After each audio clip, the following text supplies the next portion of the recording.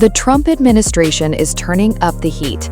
In a dramatic escalation of its crackdown on alleged vandals at the Lincoln Memorial reflecting pool, a top Trump official is now claiming investigators uncovered multiple previously undisclosed threats targeting President Donald Trump at the historic site. Interior Secretary Doug Burgum made the explosive allegation during an interview with Fox News, saying threatening messages directed at Trump were found both on the grass and inside the reflecting pool before it was drained and refilled. According to Burgum, those incidents were never publicly disclosed. He did not reveal what the messages said or explain how they were left behind. Burgum also said authorities have made 7 arrests connected to alleged vandalism at the reflecting pool and filed 18 police reports. However, court records currently show only one person has been charged, an Olympian who has denied causing any damage. The Interior Secretary defended the administration's aggressive response, arguing that allegedly damaging the reflecting pool is legally no different from attacking the Lincoln Memorial itself. He claimed vandals used box cutters to slice the pool's protective lining.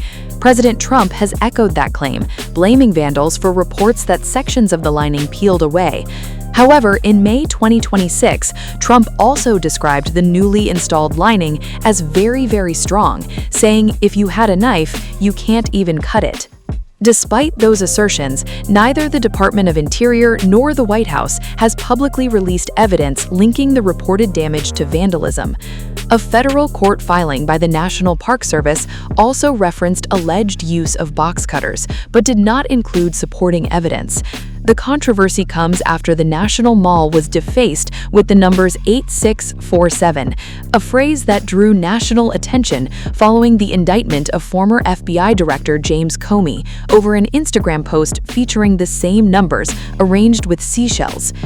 As the administration doubles down on its claims, questions remain over the evidence behind the allegations and what investigators actually found at one of America's most recognizable landmarks.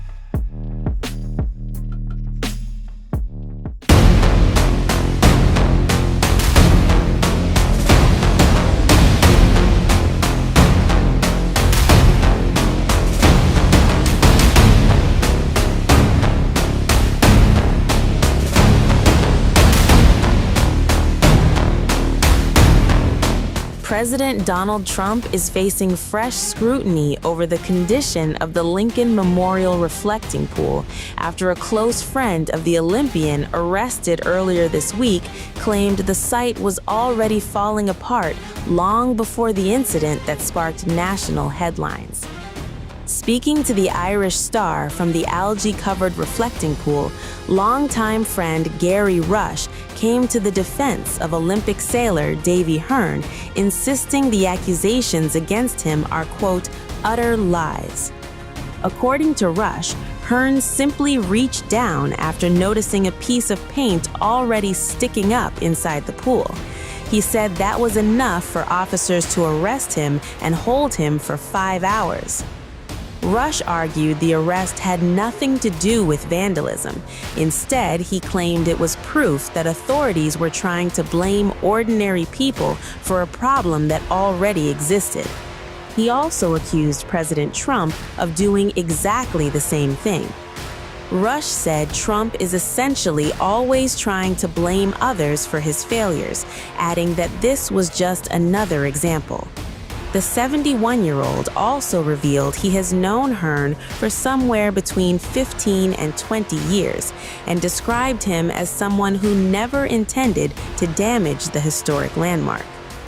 Although he has not spoken directly with Hearn since the arrest, Rush said he hopes to stand outside the courthouse in support of his friend when the case moves forward.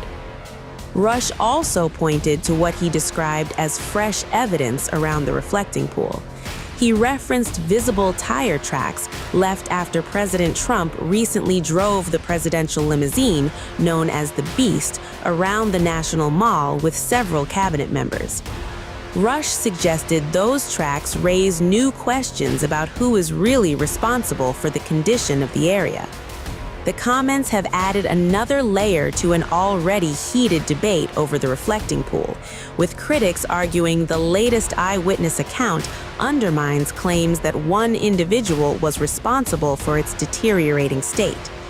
And that controversy only intensified after President Trump himself addressed the issue during the Freedom 250 celebrations. During his speech, the president described the reflecting pool as, quote, gruesomely vandalized. Since the agreement, the stock market and your 401ks are skyrocketing upward, and oil prices are plummeting downward. Today, it hit a new low. And the reflecting pool that you've heard so much about, which is so incredible, it's been gruesomely vandalized by thugs, bad people.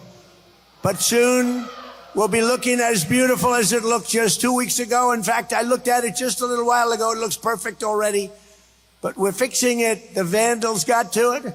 They've largely been caught and are being prosecuted. We can't let that happen to our country. Can't let that happen. But it looks beautiful. Under the Trump administration, America is once again a nation of self-respect, dignity, and pride. Under our leadership, America will also be a nation that dares to dream and to build again. We want to build again and dream again. The American dream is alive again. That's something that nobody thought they'd be saying when you went through that last 4 years of incompetence. For the 100th anniversary of our founding in 1876, America completed the Washington Monument, and the work began on the Statue of Liberty. For our 150th year, we built Colonial Williamsburg. Remember that, Colonial Williamsburg, how beautiful it was. For the 200th year, we built the National Air and Space Museum and renovated the United States Capitol. For our 250th anniversary, we are likewise building new monuments to American greatness to serve every future president and First Lady. We're building the most beautiful ballroom anywhere in the world right at the White House. Right at the White House. It's going to be completed very soon. And just across the bridge in front of Arlington Cemetery, we're building a magnificent, really beautiful. This is going to be something you're going to like, a totally magnificent triumphal arch to honor the 250-year triumph of the American spirit, American military, and frankly, American competence.